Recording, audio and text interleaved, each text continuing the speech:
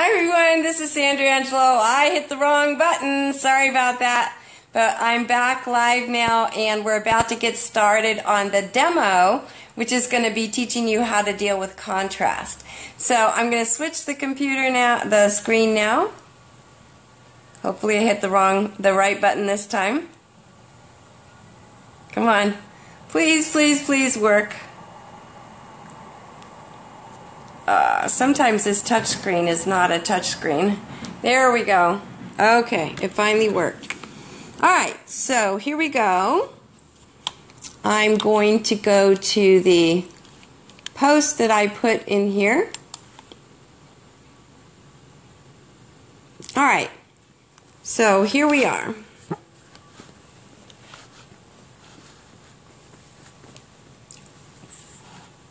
Now, basically, as I was saying earlier, if you have not gotten enough of a range of values, your drawing is going to lay flat.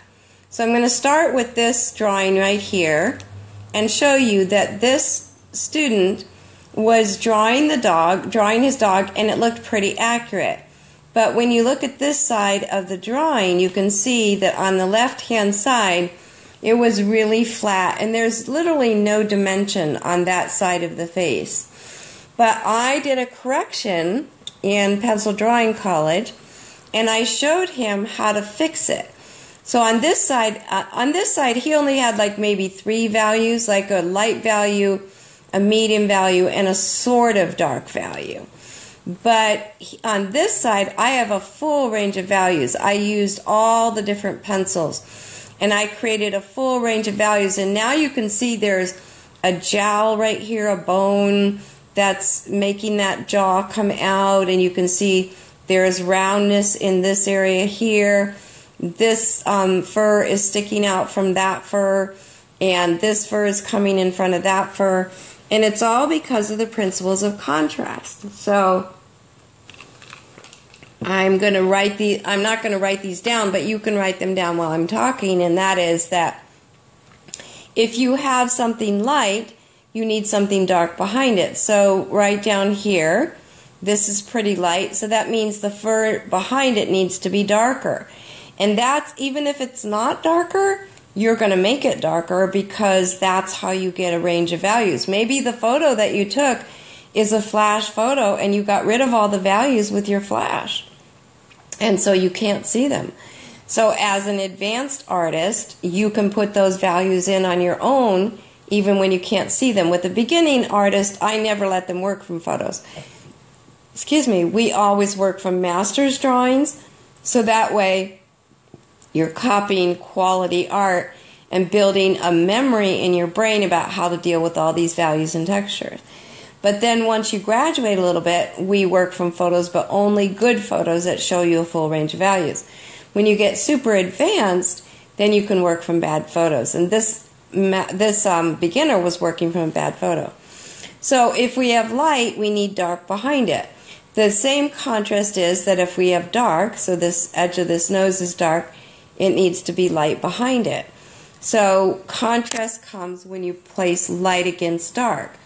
And then the next rule is that, rule number 3, rule number 1 is if it's light, it needs dark behind it. Rule number 2 is if it's dark, it needs light behind it. And rule number 3 is you need a wide range of values or your drawing will look flat.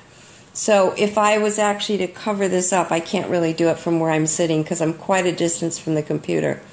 But let's just say we drew a line down the middle here and looked at this drawing right here. It's very, very flat. On this side, it's much more dimensional. And this student was a beginner. Now, this one spent quite a bit of time in pencil drawing coaching with me. This is by Pamela Muse. And she did a drawing of her dog, and you can see that she's getting a full range of values. So you can see here where this is light, she's placed dark behind it. Where this is light, she's placed dark behind it. The dark eyes are contrasting with the light fur. There's a dark shadow inside this white ear, which helps the ear to come forward. Dark shadow inside that white ear, and so forth. Nice shadow under the chin to make the chin come out. and then this light value that runs next to the collar so that the collar will separate from the fur. So using a wide range of values and getting contrast is what makes your dog or anything that you're drawing pop off the paper. See how bad that is when you don't use good values? And then look how this dog really looks like you could pet it, doesn't it? It just pops off the paper. That nose is coming forward, and we can just see dimension in this. Now, here's an example by my superstar, Anita Drought, who's now 91. She started with me at 70, and you can see that her proportions were way off, and her values were non-existent. I mean, she pretty much only used 2 values. She had white, and then actually maybe 3. She had a really light value here, and then a little bit more medium value there. Total lack of range of values, lack of talent, lack of ability to shade, complete lack of everything. And she got better at drawing, but I kept telling her, Nita, you need to use all the drawings in your box. Over here, her proportions were way off. This looks like an adult head with arms that are too long. But here, now she's got the proportions right. It looks like a baby, but it's still very, very flat. And every time she would come to my workshops, I would correct her, and I would say, Nita, you need to use a full range of values. She would never use her number 9 pencil because that gets really dark values. And so one day, it was her birthday, and I gave her a set of pencils, and they were all number 9. Because I was saying, you need to get a wide range of values. Don't be afraid of the dark. So I kept correcting her, and then she did this. Now look at the difference in the depth in this drawing and in this drawing. Now she's drawing well here, but there's no depth. See how much depth there is in this? There's a nice shadow behind the hat that makes it come out. There's a shadow underneath the hat that makes that light rim come forward. There's a dark behind this little booty, and so that makes that pop out. There's a dark back here that's helping the clothing pop forward. There's dark between all these little spokes on the wicker, and so forth and so on. She has a really good range of values. And look at the contrast. This is the same artist. Okay, horrible proportions, horrible values, and then she got it. Okay, and there wasn't that much time lapse there. I think between that first drawing, this one here, and this drawing was about maybe 2 weeks, and then this was maybe 4 or 5 weeks later. And then you can see she did this drawing, and she really understood. Now she used her whole box of 9B pencils to draw this dark background, because she knew that these little twins were wearing white dresses. And they had little white hats, and their skin was light. And so in order for them to come forward on this background, she would have to make it dark. So you see the courage that she started to build up. So many people are afraid of the dark. They just are too timid to put any pencil down, and they don't know how to use the pencils. They don't know which pencil to use for each value. We actually have a value selector that we give you for free in Pencil Drawing College that teaches you what pencil to pick up. And so you can see she took a quantum leap when she went through Pencil Drawing College. And it's hard to believe that the person who did this is also the person who did this and this. I mean, it's amazing to me. Even me, it shocks me when every year I get people who are really bad. Because that's the kind of people I like to teach. And every year I see them just take this huge leap in their drawing. It's just amazing to me how many people, how fast you can get really good, even if you were really, really bad when you started. I noticed that thank you, Maria. She said she likes the value on the baby pictures. Yeah. Sorry, Lavana, that you missed part of this, but it's all recorded, so you can go back and watch the beginning of it.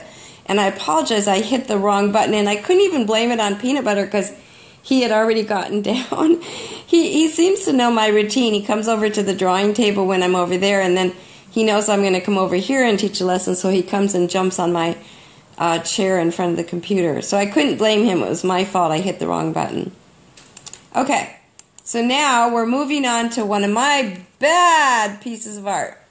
And I want you to post in there how you feel when I post a piece of my bad art.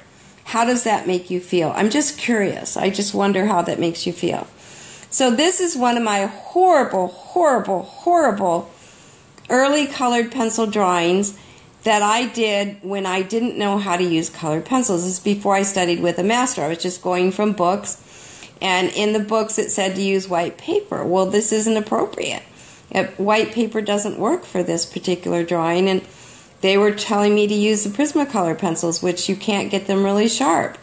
And so I was getting all kinds of grainy textures. I was just copying what it said in the book. And so, I'm glad you watched the videos twice, Lavana. That's a really good idea, because they will come down eventually. Okay, so I was practicing what I saw in the books, but the books, methods, and materials weren't working for me.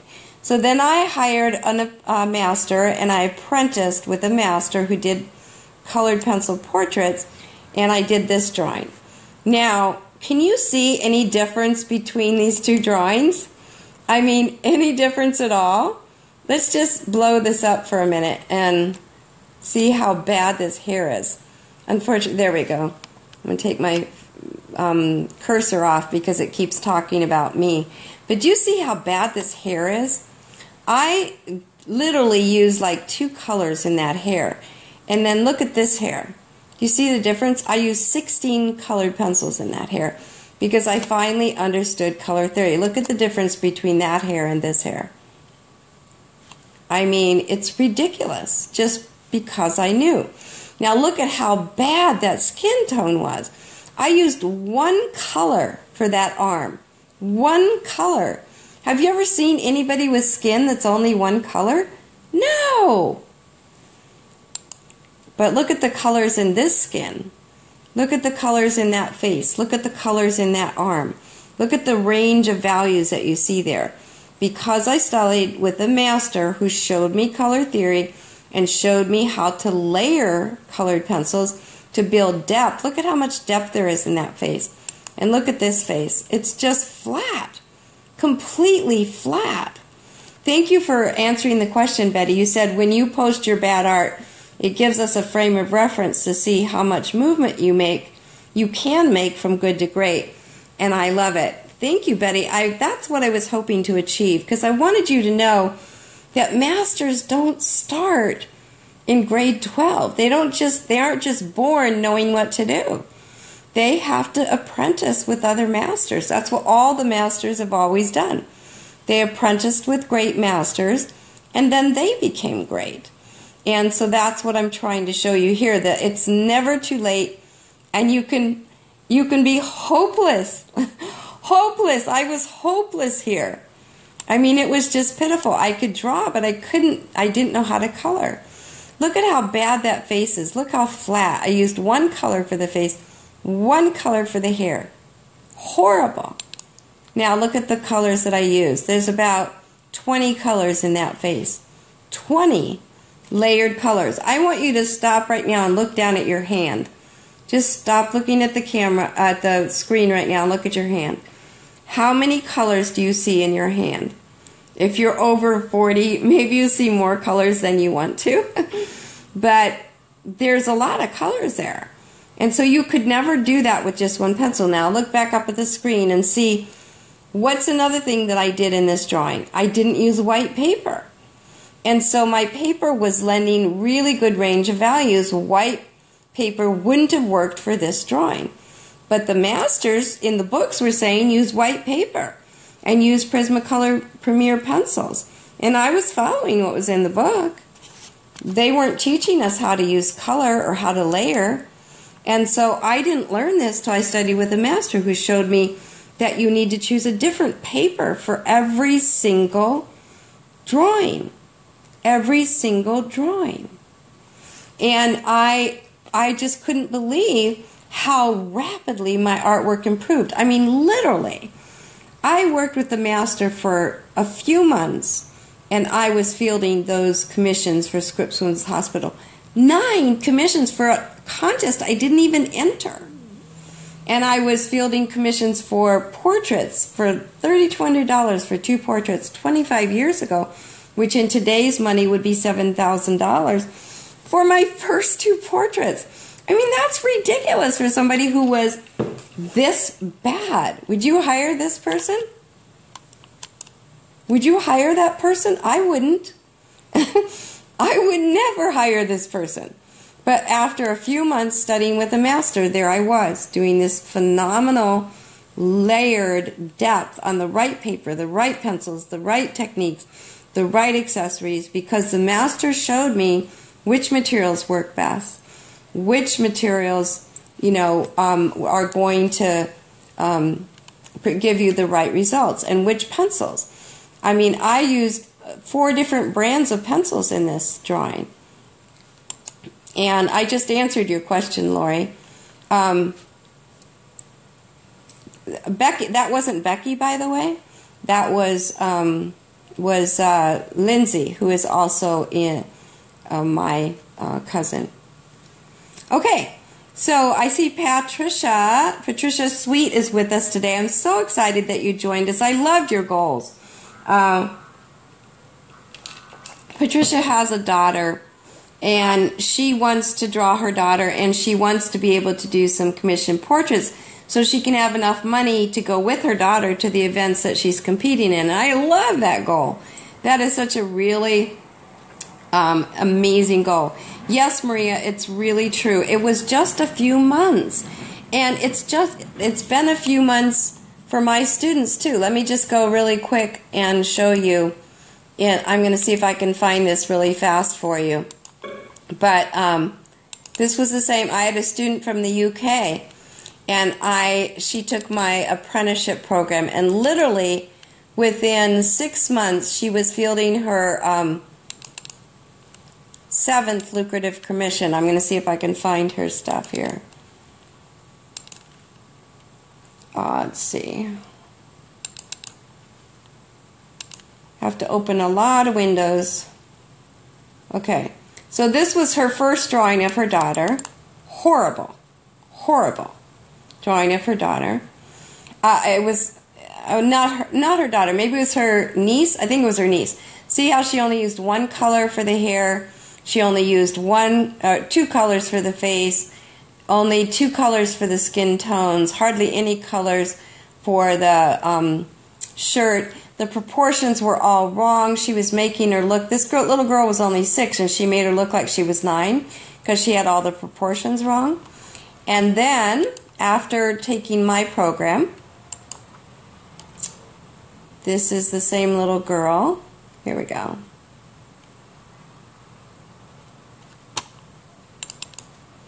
Okay, see how many different colors of hair, and we're talking, 6 months apart here.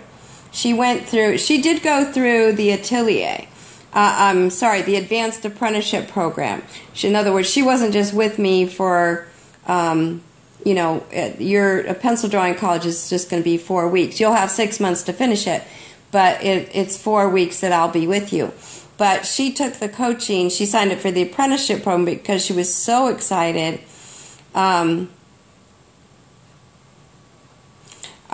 She was so excited about it, her rapid transformation, that she signed up for the full program, and then she got invited into the atelier. And this is the drawing that she did of her little granddaughter. And see, there the little girl looks 9. Here she looks her appropriate age. She looks 6 with her little brother Adrian. Look at how many ranges of colors and values she got here in the shirt, and look at how wimpy this shirt is. She's using all the wrong colors because she doesn't understand color theory. Look at how she got all these skin tones just right. Look at how this hair has a full range of values. Even in blonde hair, there's super dark values, and she got those dark values in here. Whereas over here, she used 1 color for the hair, So this is somebody who literally within 6 months, she ended up staying with me for about 1.5 years, I think it was. And she did fabulous, fabulous work. And she became ridiculously amazing. And then let me just show you one other thing too. This literally happened. Let me see if I can find this. Oh, I think it's in a different place. Bear with me while I try to find this for you. I think it's in the before and after program. Yeah, here it is. Okay. This was literally 7 days apart. This was how bad she was drawing a still life. Horrible color theory. Horrible composition. Horrible range of values. And literally 7 days later, she was drawing like this. I mean, this stuff, it sounds like I'm a snake oil salesman. I have to admit, people can be suspicious of me and say, like, really? Are you sure? I mean, that can happen. And I have to be honest, it shocks me. It still shocks me. I've been doing this for 28 years, and I've been seeing this kind of transformation all that time. But it literally happens that fast. And it's just knowing what to do. That's what you need to know, is what to do. That was what was wrong with me. I wasn't all that bad. You know, I mean, I was good at drawing.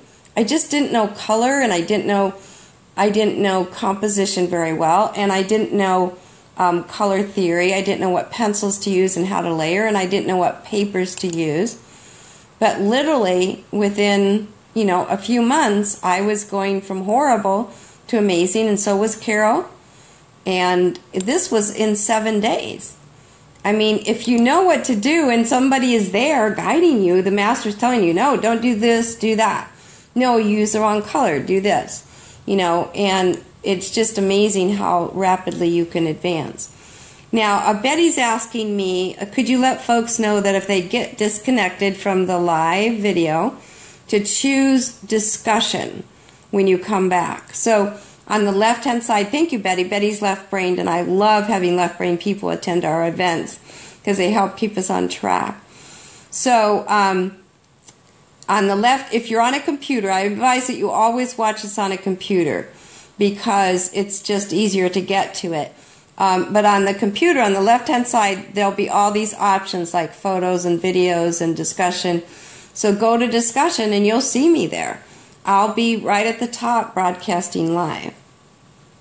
I kept waiting for it to refresh. And I had, so if I get disconnected again, which I wouldn't be surprised if I did because I'm blonde and I make mistakes. I mean, we all make mistakes. But if you get disconnected, you can always go back and watch the second part from the front. But you want to be here live, and so just go back to your home page in Sandyland and look in the top left where it says discussions, and you should find me right there. And then somebody else is saying, Lavana says, I had my notices set up to let me know every time Sandra was on. Somehow that messed up, so I have to check and maybe reset it. I made it easy to know when the video was posted. Okay, I don't even know how to do that. You guys are more advanced than me. So thank you for all you guys helping each other. See, that's what I love about the Art Village. You guys are so nice to each other. This is just such a good group of people. Like I said, we don't let cranky people join us. We only let people who are kind and helpful to one another. Okay, so I'm going to go back to where I was. And now I'm just going to go back through this really quick. This is really flat from a lack of contrast. That will affect you when you switch into colored pencil. It will affect you when you switch into watercolors, oils, acrylics, pastels, quilting, graphic design, architectural renderings. Anything you do, you need contrast in order to make it pop off the paper. And on the left side, on the right side, I corrected this. And then in this one, I show how the student learned how to get a good range of contrast. So the dog has dimension. And to be honest with you, on my tablet, it's not nearly as dimensional as is on my computer screen. And then this was Nita, who is our superstar. She started at 70 and now she's 91 and still drawing. Became world famous, and she's been on TV and books and magazines and all kinds of things. Videos, everything you can think of. She's done more than 500 lifelike portraits. But this is how bad she was when she started. Total lack of contrast. And here, she didn't know how to draw. Her proportions were all off. And then we see her work. Now she knows how to draw, but she still doesn't have a range of values. Now she's starting to get it. She's getting a good range of values, and she's starting to create depth on her paper. And then we talked about how bad I was. Pitiful, horrible, awful. I was using one color for the skin, one color for this face, one color, two colors for the hair. And over here, I used, I think it was about 20 colors for that hair, maybe 16 colors for the face. I used a completely different colored paper. I used different pencils than what the masters were recommending. I did completely different from the books because the books don't tell you the master's secrets. I don't know of any book out there that tells you the secrets that I learned. So I'm going to go back to my drawing table now. I'm going to talk about the secrets that I learned. And I hope I don't shut this off again. So say a little prayer for me as I move back to my table and hope that I get this right. Just say hello to Peanut Butter, who is almost asleep from wild excitement over this broadcast. And I'm going to go back over here to my drawing table. Here's Jelly on my chair. Jelly, you're going to need to move because I need that chair right now. Okie dokie. I'll see if I can do this. I know, Jelly, I need the chair. Can you just share with me? Okay, good. Now, I'm going to try to do this without shutting it off. So, let's see if I can manage this. Please. Ah, it worked. Yes. Okay, cool. I conquered technology again. Blonde versus technology. Blonde won, technology won. So far we're tied tonight. But I'm determined to stay here. Oh, hi to Peanut Butter and Jelly. Thank you for acknowledging them. They love you people.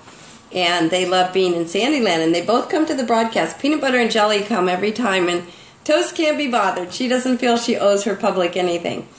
And so she just, she's kind of a diva. I have a new fur rug in my bedroom. And so she's been sprawling out on the fur rug to try to make herself blend in. Because the rug's sort of the same color as her. And yesterday she beat up on my monkey. My grandmother made me a monkey a million years ago when I was a little kid. And I've been able to save it through evacuations and being thrown in prison and the fire and all these different things. I've been able to save that monkey, and she beat him up. She chewed on his leg. So she's in probation right now. Okay, so back to what we were talking about. One of the reasons that Pencil Drawing College is so incredibly amazing, and Colored Pencil College too, it's sold out. You can't get into it, but because right now it's sold out. But one of the things that I did was I gathered all these secrets from all the top masters, and these are unpublished masters. I mean, I was a magazine columnist for the Artist magazine and American Artist, so, and I had my own column in Art Materials Today and Michael's Arts and Crafts magazine, so anybody would talk to me. And they would just spill their secrets for all the articles that I was writing, and I was learning a lot. That's one of the reasons I stumbled onto the idea of using a master. But even though they were giving me all these secrets, they weren't giving me critiques. And I still wasn't getting better. I knew what to do, but I didn't know what I was doing wrong. And so what I decided to do was I decided to start an international colored pencil symposium. So I would fly masters from all over the world, 4 or 5 masters every year. And I would have them give workshops, and I'd be in the front row on every workshop because I was really, really, really weak. And then I started apprenticing with one of the masters. And that's when my work took off like a rocket, because I was wanting to be like him. I mean, he was a colored pencil portrait artist, and he was doing drawings of children, which I love to draw. And he knew all these secrets, and the other masters taught me a lot of things that he didn't teach me too. And so I was just shocked that even though I was a prominent magazine columnist, I was writing about all these techniques in the magazines, and I was giving these international symposiums, it didn't catch on. It didn't catch on. And so all these secrets, there's one master out there that's writing, well, actually there's two masters that are writing books right now. And their technique only works for one style. It doesn't work for everything. And everybody is still, hang on, I got a piece of hair in my eye. Everybody's using that technique for everything. And it's just so sad to see how wimpy the art is because they're using the wrong paper and the wrong pencils for everything. It works for certain things, but not for other things. And so, anyway, so what I did was I took all those master's methods and I stuffed them into my secret vault. You know, my secret colored pencil vault and my secret pencil drawing vault.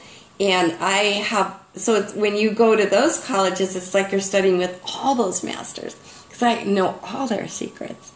And so it's just super fun because instead of having to fly from workshop to workshop to workshop and learn all those techniques, me and this other artist, who unfortunately is deceased now, David Dooley, we put all those secrets into our step-by-step workshops.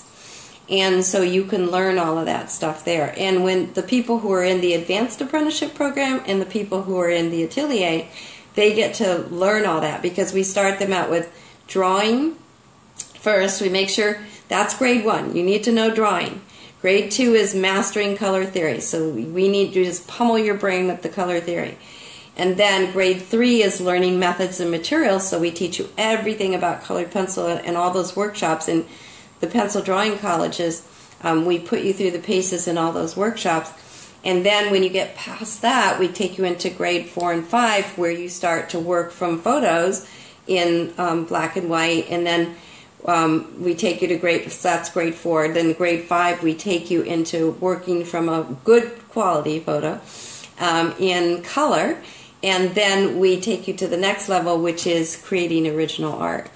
And so the people who are signed up for those long-term programs, they get to go through the whole thing and go from first grade all the way to 7th, 8th, and 9th grade and so forth. And so the people who are in pencil drawing college, they'll be in first grade and conquering that. And that's going to be awesome. Because even if you're in 6th grade, if you haven't had first, you need to go back and take it because you're missing those key ingredients, that lack of contrast. I was in 5th grade. I knew how to draw. But I didn't know how to use colored pencils. So I kind of skipped grades 1 and grade 3 and grade 2, grades 1 through 3. Yeah, pretty much grades 1 through 4. I'd skipped grades 1 through 4 and I jumped straight into grade 5. And that's what most people do. They get so excited, they want to draw their kids and they want to draw their animals, and so they just don't even think that they need to learn how first. And so they jump way ahead. Okay. So that's our lesson for tonight. Really important to learn in the basic classes in black and white how to achieve a full range of values, and we go into that in great depth in Pencil Drawing College. Now I'm going to read you a quick story. Actually, I think I'm just going to summarize this story rather than reading it to you. But I read stories about miracles every day because miracles help me. When I read other people's miracle stories, it helps me believe that miracles can happen for me. Oh, you know what I forgot to do? I'm going to pause the story and just put that on hold for a minute. I forgot to give you your homework. Okay, so what I want you to do is post one of your drawings that you think is bad, okay? And you don't know what to fix. You don't know what's wrong with it. And tomorrow night, I'm actually going to do a couple critiques on some of the bad drawings. And so go ahead and post those in there, and I'm going to come back tomorrow and kind of talk about what you did wrong. And I'm not going to do everybody's, but I'm going to put a pinned post. Remember, pinned is always at the top of the page in Sandyland. I'm going to pin post that says, post your drawing, your bad drawing here. Okay? And then I'm going to, I wonder if I should have you put that in an album.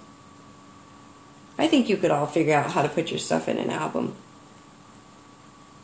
No, I'm not going to do that. It might be too hard for some of you. But anyway,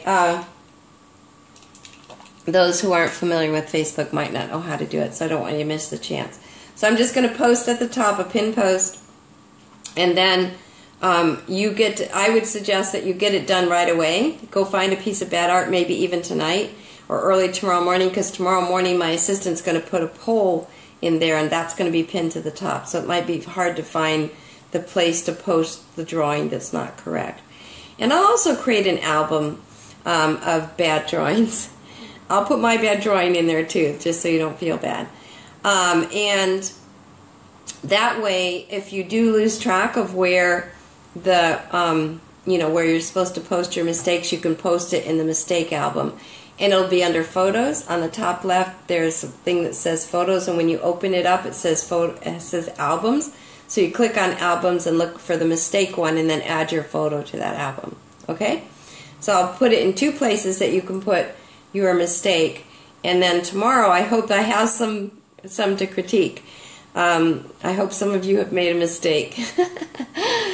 So I'm going to summarize this story now. We talked about contrast today and how important it is to learn contrast in the early stages. And if you haven't learned it, go back and take first grade again. Learn how to draw. You've got to know how to draw. It's like if you haven't learned how to read or you haven't learned how to write, you're not going to succeed in 6th grade. You got to know how to read and write. So you got to know this basic stuff that I'm teaching in Pencil Drawing College. Okay, even if you feel that you're advanced beyond that. So now I'm going to finish with another motivational story just to leave you on a high note and tell you the reason that I always say at the end of our broadcast there will be miracles is because my life is literally a miracle. It's a series of miracles. And if you really noticed, your life probably is too. And I want you to start noticing the miracles in your life. Like maybe you were looking for someone to teach you all these things that you wanted to learn and you found me somehow. Maybe you saw me post in one of the other groups, or maybe somebody sent you an invitation in a private message on Facebook, or, I don't know how you found me, but, maybe I'm the one who's going to help you make your dreams come true. I would love for that to happen. And so miracles can happen, so you need to believe in them. And I feed my brain every day by reading guideposts. And guideposts is one of my favorite things to read. It's founded by Norman Vincent Peale. If you've ever read his book, The Power of Positive Thinking, that was one of the books that I used to start my company. Positive thinking is huge. It's just faith. That's all it is. It just means it's basically another way to say that you have faith. You believe something before it happens. And even when it's bad, you still believe. You still stay focused on what's good. So this lady, she would meet with her family. This one was actually in Mysterious Ways, which is also by Guidepost. They have several different publications. They have Guideposts, they have Mysterious Ways, and they have Angels. I read all three. And now they have a new one for cats and dogs. And so I read all of their publications because they're just so fascinating. Interesting stories and always happy endings. So this woman was meeting with her family every year at this cabin, and they just had these wonderful family traditions, and they raised their kids, and she was best friends with her husband, and they end up with 15 grandkids, and they were always up there in the cabin. And she remembers her last summer with her husband. They were sitting by the campfire, and she was looking at the glow of the campfire as her husband, the grandpa, was cuddling the new baby that had just been born. It was about 3 months old or something like that, and he was just sitting there rocking the baby. And she was just thinking, I want to freeze this moment. It is so beautiful, and we are so blessed. She wanted that moment in time to be frozen. And you know what? The next year he was gone. And her kids called and said, Mom, we're going to go to the cabin. Come on, let's go. And she just felt like the air had been let out of her. Kind of like a flat tire or a balloon that's flown around the room backwards and landed in the corner in a little heap. And so she just lost her appetite for living, and her appetite, if you've ever lost anybody, it's brutal. So you know what grief feels like. So she acquiesced. They forced her to come, and she was saying to God that night when she went to bed, she was just so lonely without her husband. They'd been married like 53 years. And she was tossing and turning. She said to God, I need something, some sign that he's still here with us. And I need some comfort. So the next day, they were setting up the outdoor kitchen by an old tent that a camper that her husband had negotiated. He was really good at negotiating, and he'd bought this camper for a steal. And so they were all going to have this campfire where they were going to cook by her camper. And she was just missing him so much, and she was like, God, please. And all of a sudden, somebody said, bent over to pick something up off the ground. It was her daughter. And she said, did anyone drop this? And she picked it up and she held it in front of her mom, and her mom looked at it, and you know what it was? It was a picture of her husband holding the baby. Can you even believe that? Like, how did it get there? How did it get there? That was a total miracle. And that's kind of what we do in the art village in Sandyland. I teach you how to make magic moments that you just want to freeze. You want to freeze those moments because the kids are going to get older, because someone's going to die, because the dog might not always be there. You want to freeze it. Have you ever had a moment like that where you're just sitting there and you're just like, please God, don't let this stop. I don't want to go to the next scene. Can I just freeze this scene? And we're going to teach you how to do that. We teach it in the atelier and we teach it in the advanced apprenticeship. How to take your own magic moments and turn them into art. But you know what? In order to do that effectively, you need to have good skills. And that's where Pencil Drawing College comes in, and Color Theory, and Colored Pencil College, and all these other foundational grades 1 through 4. Grades 1 through 5, actually, before you get to the place where you can be creative and you can freeze those moments effectively. But when you get all those skills, you can do that. You can make your paper freeze that moment. And the whole time that you're drawing it, you're going to be reliving that movie in your brain. And you know what? Every time you walk by it on your wall, you're going to relive that movie. And when you're gone, I'm 50 years older than Becky, so I won't be here her whole life. But when I'm gone, Becky's bunny's going to be on her wall. And Michael, I'm going to talk about Michael in an upcoming episode. My drawings of him are going to be on his wall. You're not going to forget me. I have a method, a legacy. I want to leave a legacy. I want to still be a part of their lives. I want to be a part of the legacy that I leave, and I want to pass it on. I want those magic moments to influence them, and I want them to remember how I made sacrifices so that I could do the things that I do with them, so that we could make family first and make family a priority. So today, as I'm leaving you, and I will be back tomorrow with another live broadcast. Check your email. It's always at 7:30 Pacific Standard Time. But as I leave you today, I want to remind you again that the reason I'm telling you to go through grades 1 through 5, and even if you're in grade 5 and you haven't done what you need to do in grade 1, go back and pick up that skill. Because in our art village, we always go for the gold. We want to be the best. If you look at, in the Old Testament, when God built the temple, He hired the best craftsmen. He used the best materials. He used the best gems. He never settled for the mediocrity. When He created the world, look how amazing the world is. He never satisfied for less than the best. And so I always encourage you to be your very best. But the only way you can do that is by building skills.